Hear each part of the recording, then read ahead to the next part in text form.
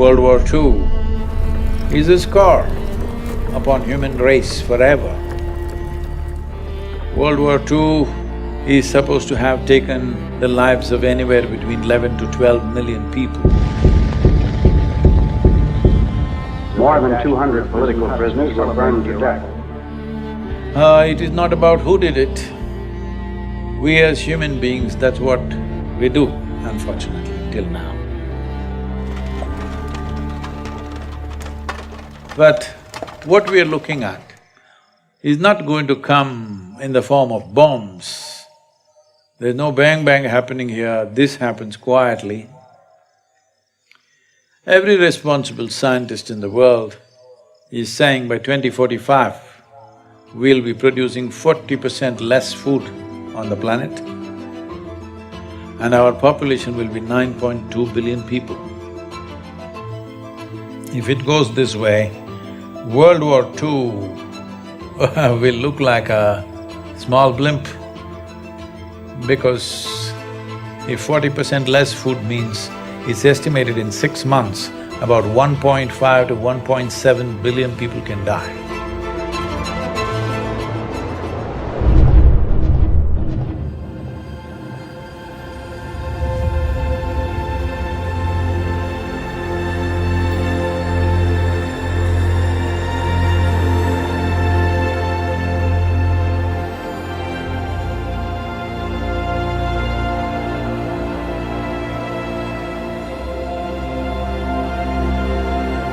Climate change, food security, nutrition security, water quality, water renewability, biodiversity, land grab, political stability.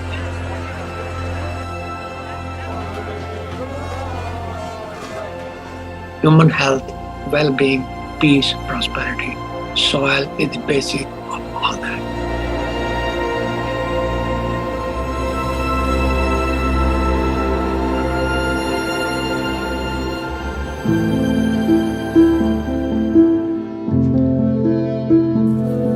Soil is a basic entity on which all terrestrial life depends. 95% of all the food which is consumed by human comes from soil.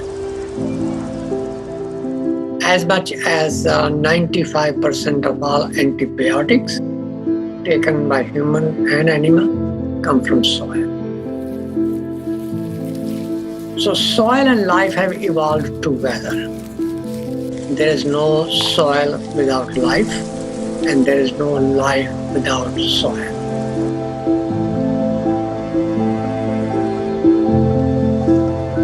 In a handful of soil, there are over 5 to 7 billion organisms.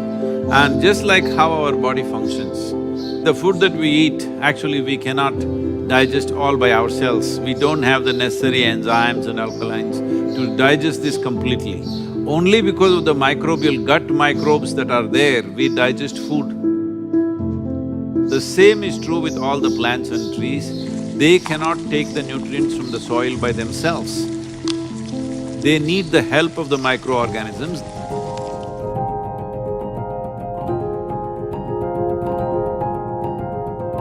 Good guy bacteria, good guy fungi, protozoa, nematodes, microarthropods, earthworms, incatriotes, all of those organisms are required to have a good, healthy soil so your plant gets the balance of everything that it needs every second of every day.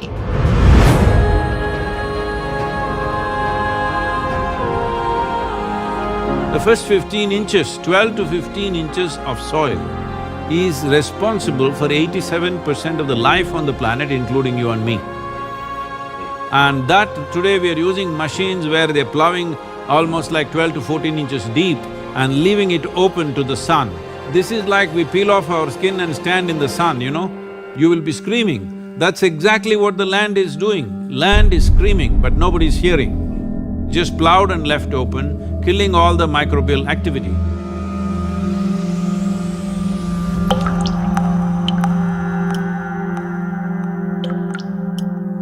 See, right now, the organisms here, the only food they can eat is organic content.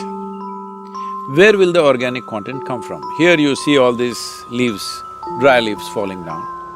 We won't pick it up nor sweep it away. We leave it like that, it'll become part of the soil. It is only the green litter from the trees and other, whether it's grass or bushes, whatever, or the animal waste, which can put organic content into the soil. In normal agricultural soil, the minimum organic content should be between 3 to 6%. The most minimum is 3%.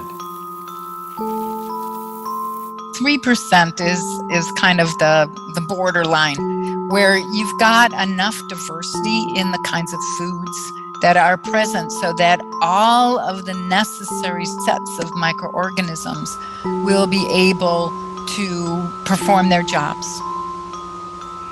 In most of the Western world, we have so destroyed sets of species of different functional groups that we're on the edge of not being able to come back from that.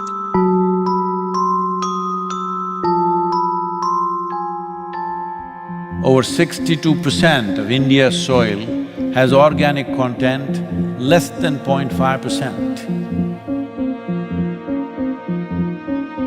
Entire southern Europe, the soil organic content is just around 1% or below. Over 50% of the topsoil in whole of United States is gone. You heard of dinosaurs going extinct, dodos going extinct, but this is a question of soil extinction. See, this is sand. If you add enough organic content into this will become rich soil. Similarly, if you take all the organic content out of the soil, it will become sand. So this is called as desertification in the world. World's agricultural soils are becoming sand or turning into a desert largely across the world because there is no organic content.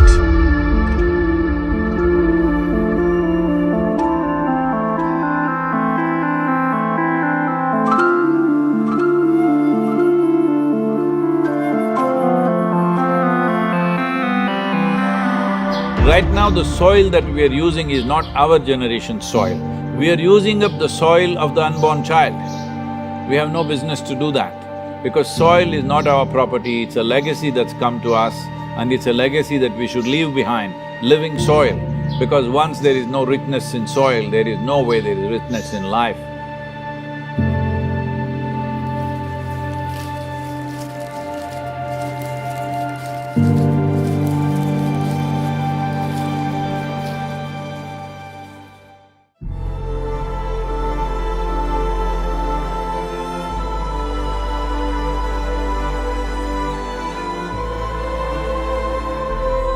Right now, United Nations statistics say that we may have agricultural soil only for another 80 to 100 crops. This means it is a matter of 40 to 50 years. After that, there could be severe food shortages, and getting rich organic land or soil will become the basis of battles and wars on this planet.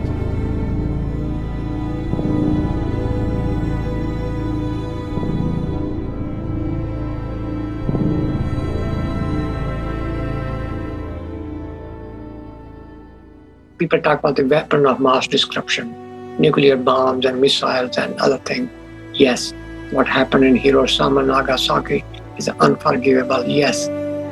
We forget one of the biggest weapons of mass destruction is hunger.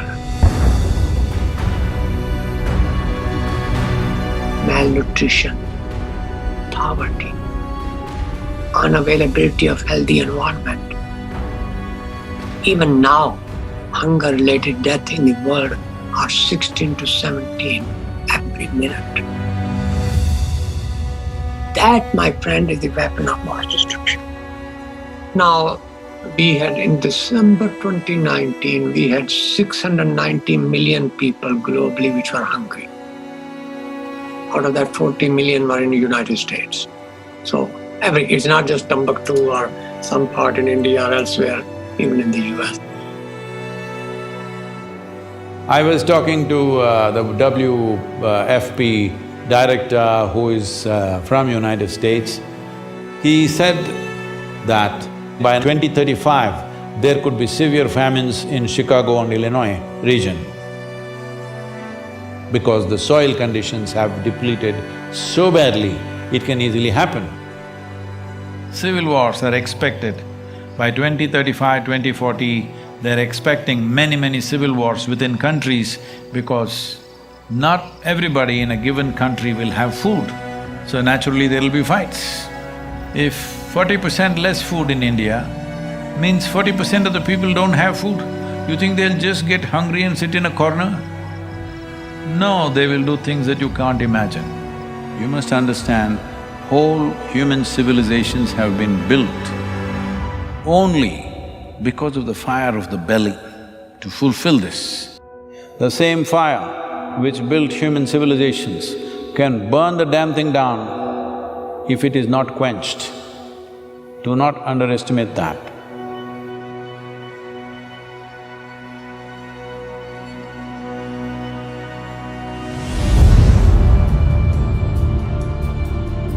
Since 1990, there have been around 30 wars in Africa. 27 of these wars were fought for the sake of acquiring fertile soil. The great revolutions of the world, the Russian Bolshevik Revolution of 1917 was mainly for bread. Even their slogan is peace, land and bread. That is the slogan of the Russian Revolution. Food scarcities in France were the main trigger for the French Revolution. What happened in China, you know, the so-called Cultural Revolution, is also because of repeated famines across the country, and once there is no bread on the street, it's easy to light the fuse. If you want peace, everybody must have bread, roti, food. There is no peace if there is no food. It's simple as that.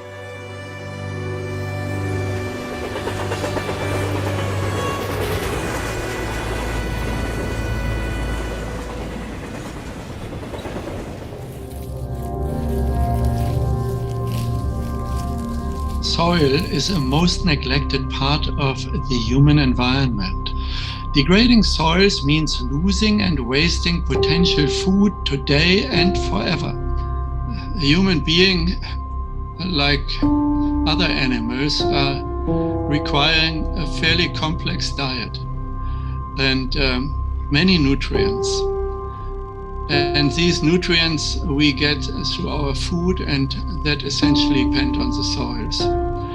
So the soils, rich in nutrients, in minerals, are a precondition for a healthy diet. There's a direct link between soil quality in terms of nutrients and diet quality in terms of what we eat. So that is not well understood by many people. You have to put into the soil nutrients, nitrogen, phosphorus, potassium, micronutrient, calcium, magnesium, potassium, organic matter, content which is mineralized intake. It must be returned back to the soil in one form or the other for soil to be productive. Soil produces straw, grains, roots. I believe that if people take the grains and return the roots and straw back to the soil, so that soil gets its share of production, that's a good thing. If you take away the straw, then soil does not get anything. So progressively soil is being degraded, depleted, devoid of the essential elements. That is when we call degradation of soil health. And when soil is degraded, people living on it are also becoming progressively miserable. The soil depletion in United States has led to 21% drop in vitamin A in all the fruits, vegetables and everything else that you're eating. 30% drop in vitamin C, 37% drop in iron levels, 27% drop in calcium levels. The things that today you all think is very healthy to eat salads and stuff, from the early 20th century, what level of nutrients they had and what they have today is only 10% left, 90% lower than what it was in early 20th century. Center for Disease Control, which is right now playing a significant role in this COVID situation, says all Americans are potassium deficient. 90% of the Americans have vitamin E deficiency, 70% have vitamin K deficiency, 52% don't have enough magnesium, 43% don't have enough vitamin A, 40% don't have enough vitamin C. This is in the most affluent nation. It simply means the food that you're eating doesn't have enough nutrients, even if you eat enough food, because soil has been destroyed like this.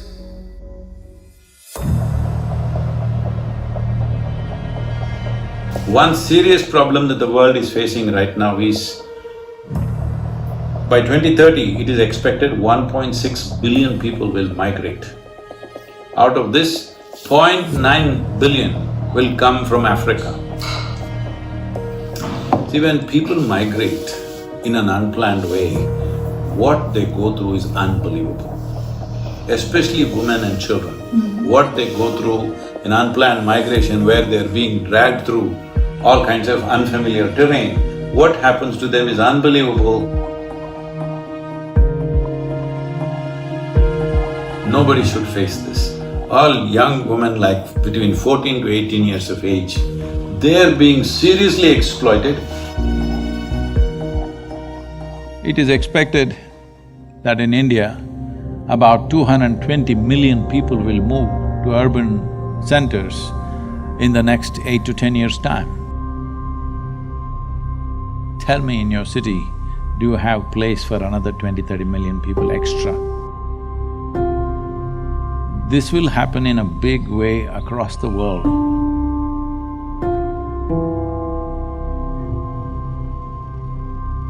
Yes, there are soil refugees. Yes, there are climate refugees. Yes, there are drought refugees. And those refugees go and knock door of other people. The US southern border is a very good example. People jumping into the Mediterranean without realizing whether they'll make it on the other side or not. It's a very good example. There are several millions of refugees in the world because the land which they grew up on cannot afford their services, their basic needs. Eventually the solution lies to make sure that the soil can support them.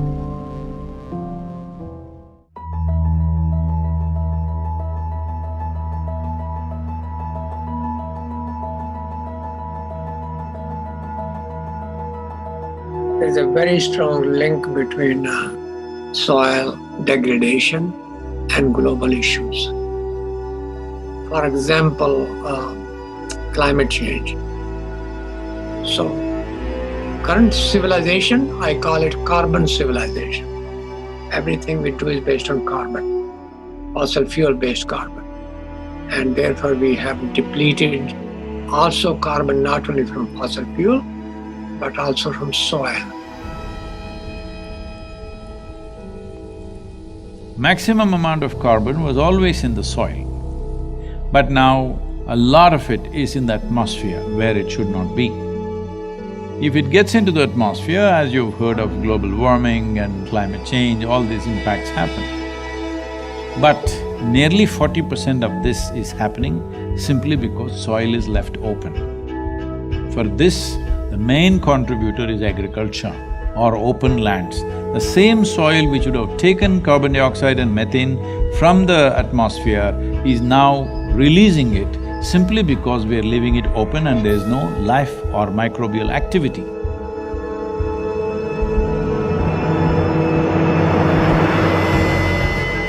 When the global mean temperature goes from 0 to 1, that's a big thing. Go from 1 to 2, it's a massive thing. Go beyond 2, you're in a disaster zone. We are now on our way to a warming of 3 degrees Celsius. And we're doing it in a blink of time. I mean, it's just this extraordinary exponential rise of temperature on Earth. But if we can take carbon dioxide from the atmosphere through plants and put it back to the soil and keep it there, then we deplete the carbon from the atmosphere and make global warming lesser serious problem. The Brazilian part of the Amazon rainforest has, according to the latest science, tipped over from being a carbon sink for thousands of years, one of the most important carbon sinks on planet Earth, to now being a carbon source. So it has already tipped over and is releasing more carbon than it's taking up. So soil has become, if anything, even more important, even existential.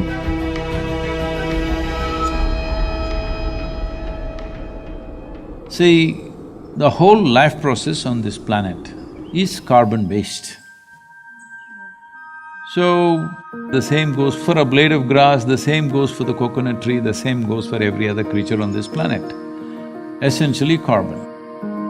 Where is all this carbon coming from? The great miracle on the planet, in the process of evolution of creation on this planet, is photosynthesis. A limitless amount of energy coming there from the sun. Using that, the atmospheric carbon is absorbed and it goes through a whole series of process through millions of microbial life and gets stored in the soil. What gets stored in this way, going through 3 to 4 cycles of microbes, this gets stored up to 1,000 years minimum. We've become a geological force of change. We are at risk of destabilizing not only, local ecosystems and local living conditions, but the entire planet.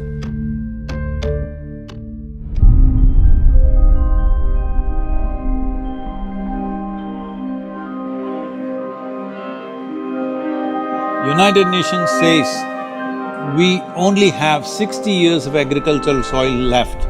So within 50 years' time, there will be a serious food crisis on the planet. A mass famine would be inevitable. I know people always say, we only have 60 more years of agriculture to go. Yeah, but that was 10 years ago that we made that statement. We're at 50, guys. Soil is a living entity. It has a lot of organisms. And when those organisms are killed, soil is no longer healthy. Soil is no longer living.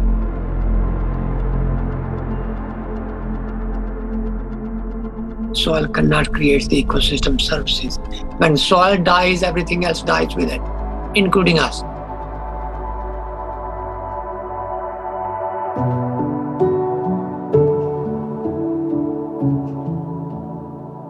If we start correcting it now, in 15 to 25 years, we can make a reasonable level of correction.